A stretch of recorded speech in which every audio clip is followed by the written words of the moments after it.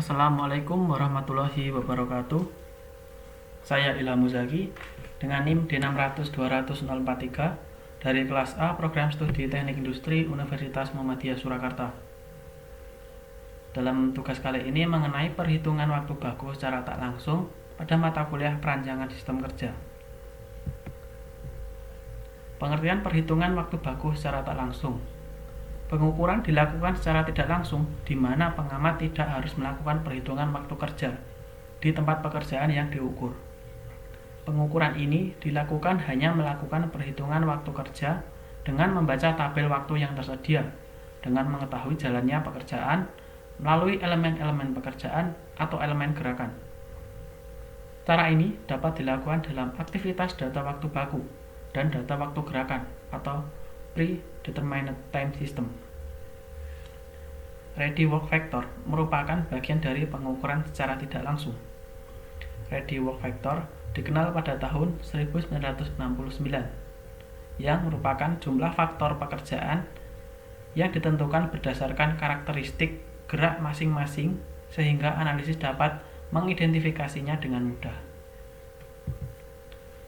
Kemudian ada langkah-langkah yang harus dilakukan. Ada dua. Yang pertama, membuat suatu analisa detail setiap langkah kerja yang ada berdasarkan 4 variabel yang merupakan dasar utama pelaksanaan kerja: anggota tubuh, kerja perpindahan gerakan, manual kontrol, dan berat atau hambatan yang ada, dan menggunakan data faktor kerja sebagai unit pengukurnya. Yang kedua, menetapkan waktu baku yang tepat yang diperoleh dari tabel data waktu baku gerakan. Untuk setiap gerakan kerja yang telah didefinisikan tersebut, di dalam penetapan waktu baku, untuk pekerjaan secara total masih harus menambahkannya dengan waktu longgar atau allowance time yang dibutuhkan.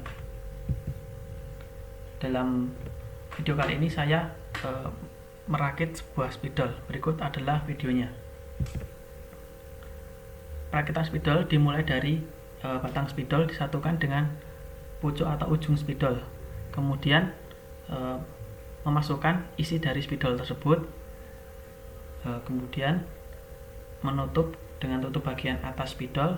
Kemudian menutupnya lagi dengan tutup bagian utama spidol. Maka perakitan spidol sudah selesai. Kemudian ada tabel notasi gerakan dan waktu. Yang pertama, menjangkau batang spidol sejauh 16 derajat A16D dengan waktu 0,053. Yang kedua, memegang batang spidol 0,5 F1 dengan waktu 0,05. Yang ketiga, menjangkau pucuk spidol sejauh 12 derajat A12D dengan waktu 0,0502.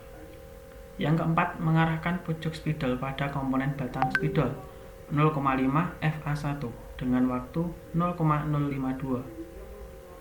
Yang kelima, mengencangkan pucuk spidol F1D dengan waktu 0,0022. Yang keenam, menjangkau osi spidol sejauh 12 derajat A12D 0,0209. Yang ketujuh, menempatkan isi spidol ke dalam batang spidol 0,5 FA1 dengan waktu 0,0003. Yang kedelapan, memasangkan isi spidol ke dalam batang spidol F1D 0,0512. Yang kesembilan, menjangkau tutup atas spidol sejauh 12 derajat A12D dengan waktu 0,0122. Yang ke-10, mengarahkan tutup atas spidol pada batang spidol 0,5 FA1 dengan waktu 0,0256. Kemudian yang ke-11, mengencangkan tutup atas spidol pada batang spidol F1D dengan waktu 0,0049.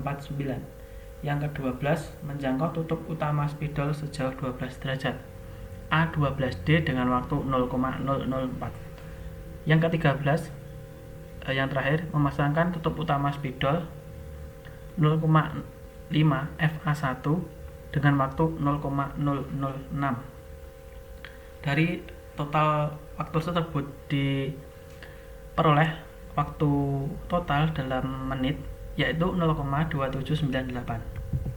Kemudian kita perlu juga mencari waktu kelonggaran atau allowance. Yang pertama, tenaga yang dikeluarkan sangat ringan, yaitu pria 6%, kemudian sikap kerja dalam posisi duduk yaitu 1%, kemudian gerakan kerja dalam kondisi normal 0%, kemudian kelelahan mata 0%, temperatur tempat kerja yaitu sedang 3%, keadaan atmosfer 3%, keadaan lingkungan 0%, kebutuhan pribadi pria 2%. Totalnya adalah 15%. Kemudian ada kelonggaran yang tak terhindarkan, yaitu sebesar 0,5%. Kemudian di total kelonggaran I kecil yaitu 15,5%. Kemudian untuk menentukan waktu baku total yang diperoleh tadi dari waktu total sebanyak 0,2798 menit dan waktu kelonggaran 15,5% dan diubah ke dalam desimal 0,155. Kemudian waktu baku sama dengan 0,2798 plus dalam kurung 0,2798 kali 0,155 diperoleh 0,323169 menit. Kemudian dijadikan dalam satuan detik yaitu 19,39014 detik. Sekian presentasi dari saya. Apabila saya ada kurangnya, saya mohon maaf. Sekian, wassalamualaikum warahmatullahi wabarakatuh.